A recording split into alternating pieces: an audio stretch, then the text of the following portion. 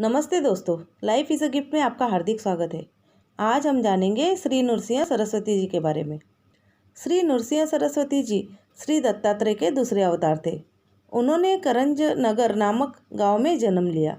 उनके पिता का नाम माधवराव एवं माता का नाम अम्बा भवानी था। पति पत्नी दोनों ही शिव भक्त थे। जन्म पर ही बालक का नाम शालिग्रामदेव रखा।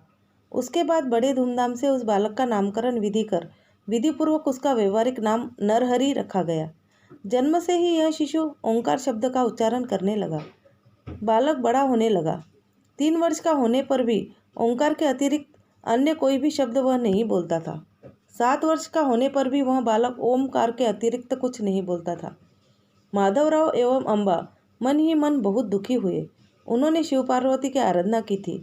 उनके कृपा प्रसाद से ही उन्हें लड़का हुआ, परंतु वह गूंगा है। इस बात से नरहरि के माता पिता बहुत दुखी हुए।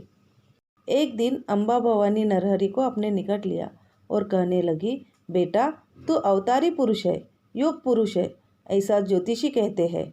हमारे भाग्य से तूने हमारे घर में जन्म लिया है। तू जगत गुरु होगा, ऐसा हमें विश्वास हो गया है। तू शक्तिमान है, तू बोल क्यों नहीं रहा है? तुम्हारी बोली सुनने के लिए हम व्याकुल हैं। हमारी इतनी कामना पूर्ण करो। बालक नरहरि ने माता के यह शब्द सुन हाथों से ही बताया, मेरा मोजी बंधन कर दिया तो मुझे सब कुछ बोलना आ जाएगा। नरहरि के माता ने यह बात अपने पति को बताई।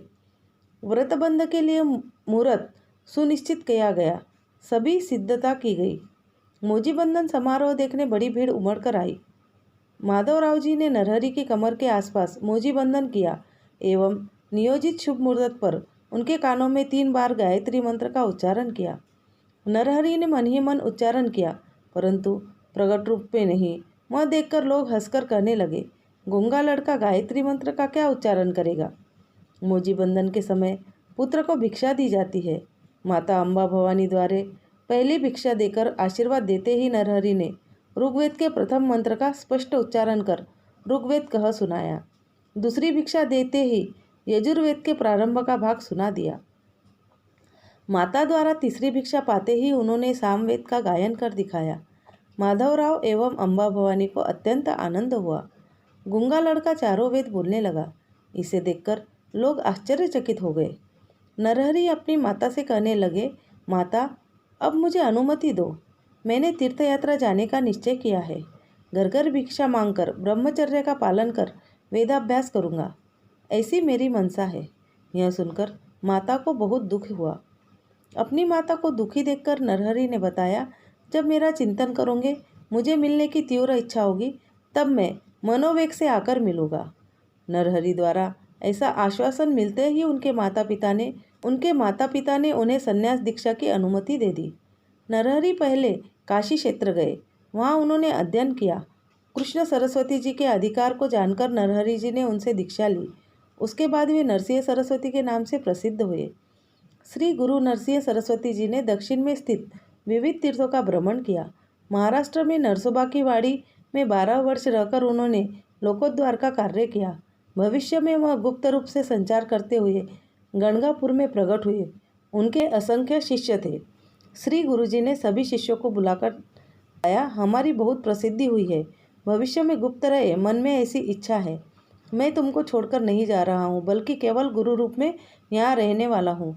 श्री गुरु कहने लगे, जो लोग मेरी भक्ति करेंगे, मनोभाव से मेरा गुणगान करेंगे, उनके घर हम सदैव रहेंगे। उनको व्याधि, दुख तथा दारिद्र्य का भय नहीं होगा। उनकी सभी मनोकामनाओं की पूर्ति होगी। जो मेरे चरित्र का पठन करेंगे, उनके घर निरंतर लक्ष्मी, सुख एवं शांति रहेगी।